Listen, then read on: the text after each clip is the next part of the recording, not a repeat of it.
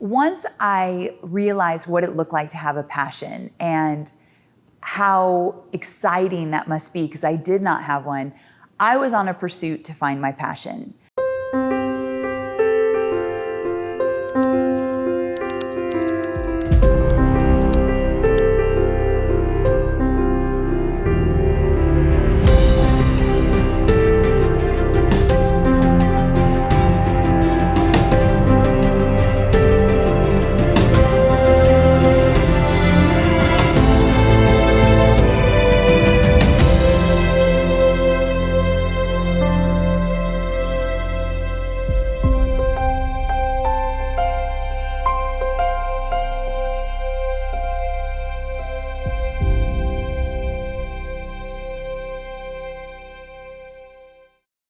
My name is Amy Porterfield, and I help people build their businesses online. Specifically, how I do that is I help people grow their email list so they have an asset in their business that will help them make money. And I also help people create digital courses. So I help them take their knowledge, know-how, and skill set and turn that into a profitable digital course that they can launch over and over again. So I grew up in Southern California, and my dad was a firefighter, my mom was a hairstylist, so I always say blue collar to the bone. We did not talk about entrepreneurship in my house or anything like that. My dad worked 2 jobs, firefighter and heating and air conditioning. He had his own business, and I had a good childhood. My mom was home a lot of the time growing up, and so that was really special to me. And I have one sister who's a little bit older. She's a school teacher, still in the town that we grew up in. So we're very different, where when I went to college, I left the town right away, where she stayed, went to school there, and now works there.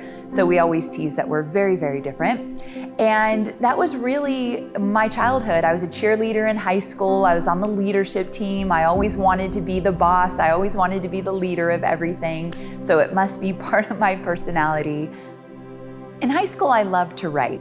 I was really into English and writing and journalism and all of that. So that was something that interests me. But what I wanted to do, I was never crystal clear. My first job, I was a hostess at a seafood restaurant.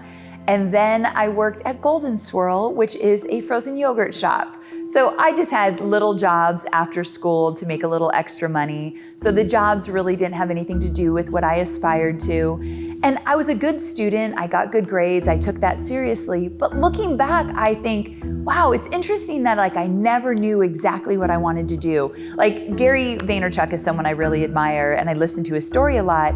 And he talks about when he was really young, he was selling his baseball cards. He had lemonade stands. He was always a hustler. That wasn't really part of my story. So I was very much into school, but what I would do afterwards, I never really knew.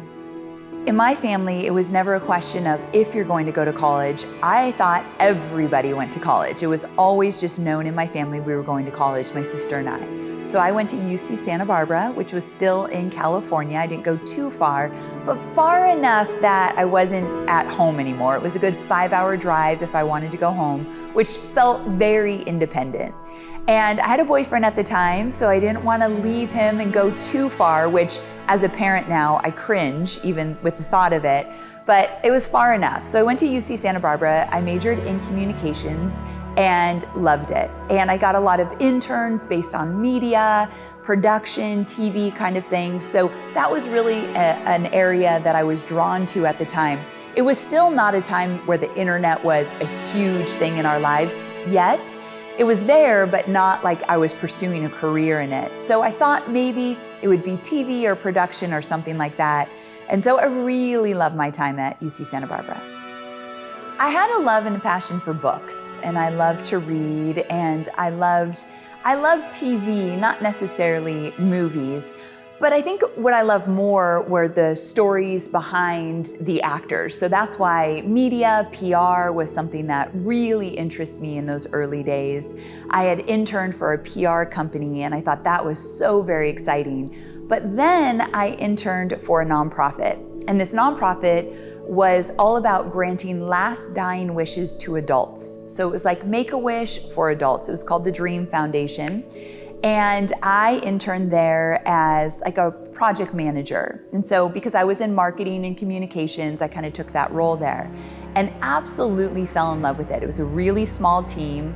And so once I went through college, my first job was with the Dream Foundation. So I thought nonprofit is where it's at. That's what I will be doing the rest of my life. I felt a calling to it. My heart was in the right place. I loved what I did.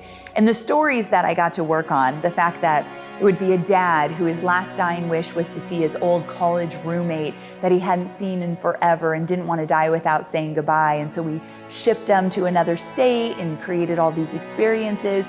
And I really realized how precious life is in that moment, because I would work with people that I knew would likely die in the next 6 months. My client would not be alive in the next 6 months. So it really allowed me to just realize how precious life is.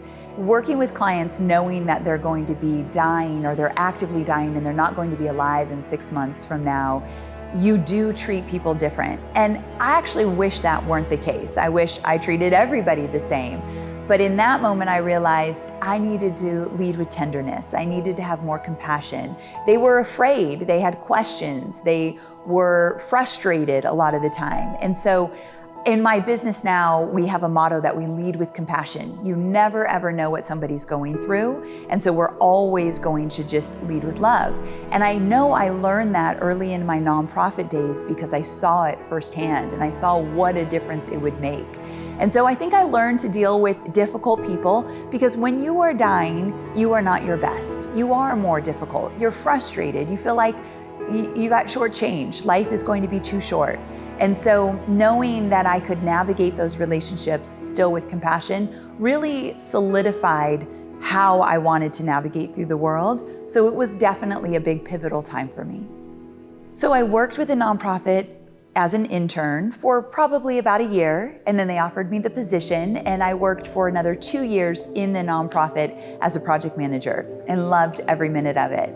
However, you don't make much money in a nonprofit, and I also wanted to start doing more, and this was a really small organization. And so I knew if I wanted to spread my wings and try something else, I'm going to have to change things up.